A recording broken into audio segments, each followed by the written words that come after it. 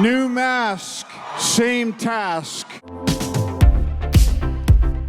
Hey, welcome back to ScreenCrush, I'm Ryan Airy. Now, we all know that Doctor Doom is coming to the MCU in Avengers Doomsday and Avengers Secret Wars, but could we be seeing him even sooner than that? Remember, Marvel's last big bad, Thanos, made several appearances prior to his big debut in Avengers Infinity War, so it stands to reason that we'd get a glimpse at Doom before his big debut in the Avengers movies, and we think that we might know which films we can expect Robert Downey Jr. to show up in Phase 6. Phases 4 and 5 did a lot of setup for Kang the Conqueror, laying the groundwork for him to serve as the big bad of the multiverse saga. But with Marvel turning away from the Kang story and embracing a new villain in Doom, we have a pretty short runway for them to begin setting up the greatest Marvel villain of all time. Now granted, we are all super familiar with Robert Downey Jr. as Tony Stark in the MCU, so that certainly helps with the setup for Doctor Doom, considering he'll be a variant of Tony. Now a little later, I'm going to have Colton, the guy who's eternally trapped in our tiny TV but doesn't know it, so please don't tell him, he's going to come on to explain all of that. But first, let's run down all of the movies and shows that we have coming our way before Avengers Doomsday, and we're going to discuss which ones Doom is most likely to show up in. And hey, before we get started, I want to remind you guys of our awesome MCU inspired merch at ScreenCrushMerch.com. And I am so excited to finally get to show you guys our new awesome Doom parody shirt, I Hate You 3000, showing a mashup of Tony's Mark I armor and Doom's cowl on a Polaroid. This is a set to go with our Somehow RDJ return, and this other brand new shirt, Tony as God granting life to Ultron on the Sistine Chapel ceiling. We also have a brand new ScreenCrush collection with items like Nerd, Never-Ending Rewatching Disorder, That's Your Mom, like the THX logo, and our rated SC for breakdowns, analysis, Easter eggs, and your mom. We love designing merch for you guys, and shopping our merch store is the best way to support our channel. And if you really like these new designs, we're about to add a ton more. So subscribe now to our merch store newsletter so you get early access to our new holiday products and deals. Now back to what I was saying. Now let's start things off with Captain America: Brave New World. You're not Steve Rogers. You're right.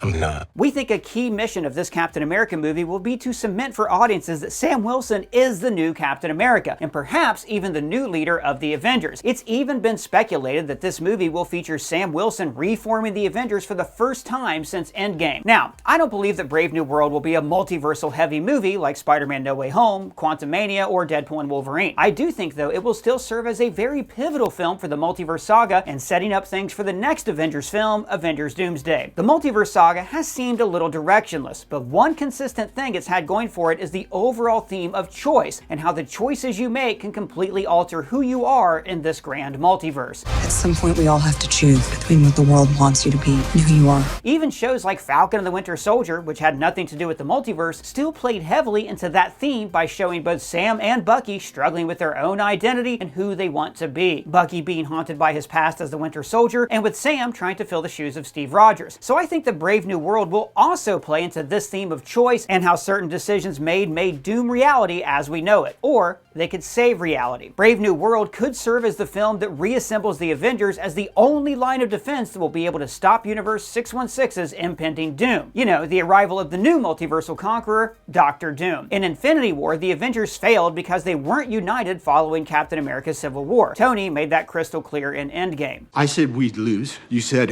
we'll do that together too. And guess what, Cap? We lost, and you weren't there. Sam convincing the Avengers to embrace their heroic selves and to reform the team and stay alert of the looming threats to their world would not only show Sam as a true Captain America level leader, but this preemptive assembly, echoing that of Tony Stark's dream of a suit of armor around the world, could be the one thing that gives the Avengers a fighting chance come Doomsday. Now, I don't think that Doom is going to be in the actual Brave New World movie, but I wouldn't be surprised at all if we got a little tease in a post-credit scene, similar to that of Thanos in the first Avengers movie.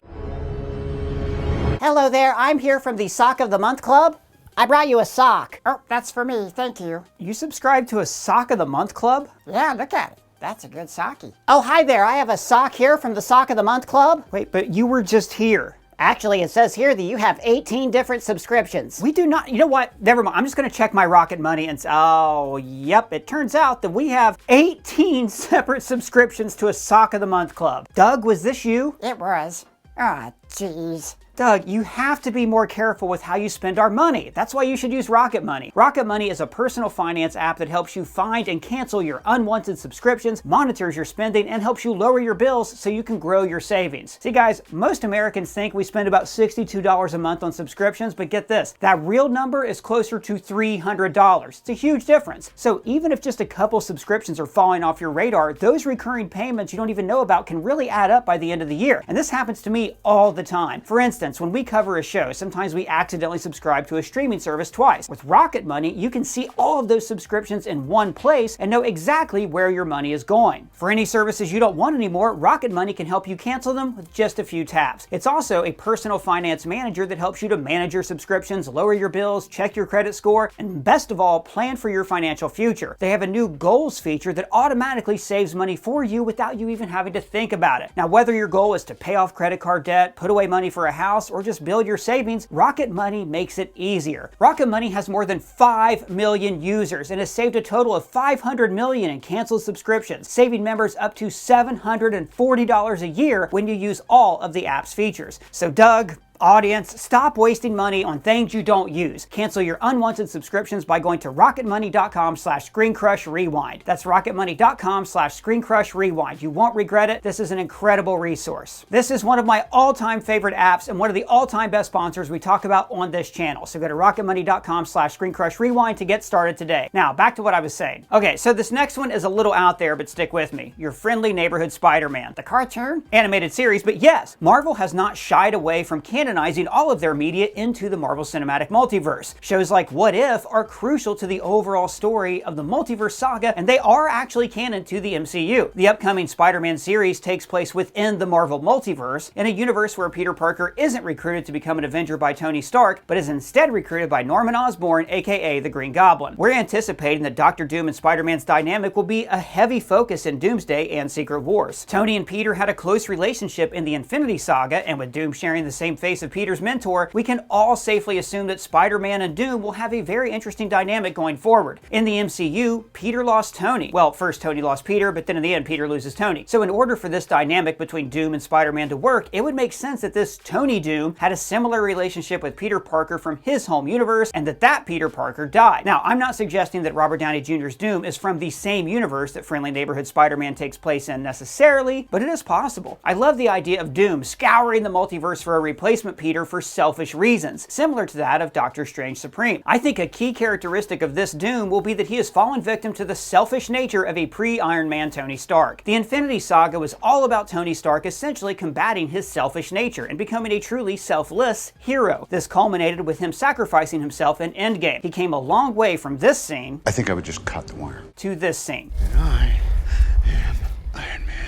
A Tony who is unable to live with his grief of losing Peter and who is a victim of his own attachments could be a key characteristic of this version of Tony going the route of Doctor Doom. Hey, but person, the Russo brothers said pretty clearly at Comic-Con that he'd be playing Victor Von Doom, not Tony Stark. Are you sure he's a variant? Well, no one's sure of anything right now, but I think Colton has some thoughts on this, and then after he does his little spiel, we'll talk about the Fantastic Four and Spider-Man 4. But first, I'm gonna take my break. You don't get a break right in the middle of a video. You can't take a break right now. The break is for after the video ends, when it cuts to me. Duck, duck, duck, duck, duck, duck, duck, duck, duck, duck, duck. Duck, duck. What do you mean? I get to have a break. I have a Wally mug right here. It's my favorite mug in the world, and it's not fair. You never let me take breaks anymore. Okay, so yeah, I don't understand how anyone could think that RDJ's Doom isn't going to be a Tony Stark variant. We're in the Multiverse Saga. Series like Loki and films like Spider-Man No Way Home, Multiverse of Madness, and Quantumania have been drilling into audiences' heads, into our heads, the concept of variants. But sometimes people like you veer off the path the timekeepers created. We call those variants. Now, look, I completely understand that different actors can play different roles. You won't catch me saying that Cottonmouth from Luke Cage and Blade are variants of one another. Nor do I think that Johnny Storm and Steve Rogers are variants. Avengers Assemble! Sorry, what now? But when you get the guy who played the main hero of your previous saga to play the main villain of your new saga, a saga that is about the multiverse, there is a 0% decent chance that Doom having the face of Tony Stark won't be a key part of the story that they are telling. And yes, the Russos, they said that he will be playing Victor Von Doom. And to that I say, duh? I don't understand how that's an argument against him also being a Tony Stark variant. Variants do not have to share the same name. Hell, they really don't even have to share the same face. But let's take the Kangs, for example, all right? They do all share the same face, but many of them have different names and they've lived very different lives. I mean, you have Victor Timely, Rama Tut, Immortus. They all had different names and very different life stories, but they are still variants of the same multiversal being, that being Kang. So we can get into the semantics of Doom being a Tony variant or Tony being a Doom variant, but the overall point remains that they will, without a shadow of a doubt, be variants of one another. Now, I assume they will have had very different lives, just like the variants we've seen throughout this saga, and Doom being a variant of Tony or vice versa will be a major piece to the story of Avengers Doomsday and Avengers Secret Wars. Even if we hear Doom exclaim that I am not Tony Stark, which is something I do think we'll hear, that doesn't change the fact that they still are variants of one another who had very different life experiences and went very different paths in life. He will be Victor Von Doom in every sense of the word. I believe he'll be a worthy adaptation of that character, but we will have the additional layer of story by knowing that in other universes, this same being is the hero, not the villain. And I think that'll be important not only for us, the audience, knowing, but I think Peter Parker will realize that as well. And that will play a deep role in this rivalry that we are going to see in these next two Avengers movies. They are not going to treat this like a little fun gag like they did with Human Torch and Deadpool and Wolverine. A gag that I loved, by the way, but this isn't a gag. And it won't be like a coincidental double casting like with Mahershala Ali. This was intentional. Not only because, yeah, RDJ is beloved by MCU fans, but because it will play a crucial role in the saga, in the movies, in the story. You know what? Fine. I won't take my break in the middle of a video. You win. Good. Exhaustion builds character. Alright, so you guys know that I'm not crazy about them casting Robert Downey Jr. as Dr. Doom. No disrespect to him, sure, he'll be a great Dr. Doom. But to your point, Colton, I do agree that Doom will be connected to Tony Stark. But I don't want him to be. But that's a conversation for another time. Doom and Tony being connected does, however, give us hints of what to expect from him. And it can help us pinpoint which movie or show we'll see him pop up in first, such as a film like Spider-Man 4. But more on that in a bit, because it's still super unclear if Spider-Man 4 will be pre or post Doomsday. Okay, so the next project would be Daredevil Born Again, and I think our friend Cameron Kasky put it best. You know, Colton, I've always wanted to see somebody throw a stick at Dr. Doom. So yes, I think it's super unlikely that Born Again has any mention or tease of Doom, but we should mention that Doom and Daredevil actually have had some tussles in the comics, so you never know. Fool, your reflexes are fast. Unfortunately, not fast enough. And that brings us to the final project of Phase 5, the Thunderbolts. We are the Thunderbolts! Now, Thunderbolts is going to exist in the same vein as Brave New World. This is a film happening in the more grounded political thriller wing of the MCU. So, I'm not anticipating any major multiversal shenanigans. However, I do expect to see characters like Bucky and Yelena Belova have big roles to play in Avengers Doomsday. So I won't be surprised if we see some sort of setup for their role in that film. Perhaps a recruitment from Sam Wilson to join the new Avengers. Now we have to remember that Bucky and the 616 Tony Stark have a history. He killed Tony's parents. Did you know? I didn't know it was him. All through this saga, Bucky has been on a journey of processing guilt. Guilt for the things he did as the Winter Soldier. If anyone understands the consequences of choice, it's Bucky, a character whose choice was literally ripped away from him. And that can play into the theme of the multiverse saga, not only tackling choices our characters make, but the choices they were forced to make as a consequence of the world around them. The choices of others can create certain conditions that take away choice from others. And this then becomes an interesting commentary on choice versus free will. But my overall point is that Bucky is a great conduit for helping to carry this saga's overall theme, and I'd love to see him attempt to help Doom see the light. Doom could be a character who was faced with certain obstacles in his life that turned him into this villainous tyrant, almost as if he had no choice in the matter. And Bucky, feeling guilty for what he took from his universe as Tony, he could feel obligated to help save Doom from himself. Following Civil War, we didn't really get to see any follow-up on that tension between Bucky and Tony, so continuing the story with Doom and Bucky could be very interesting. And now we've arrived at Phase 6, and the first film of Phase 6 is the Fantastic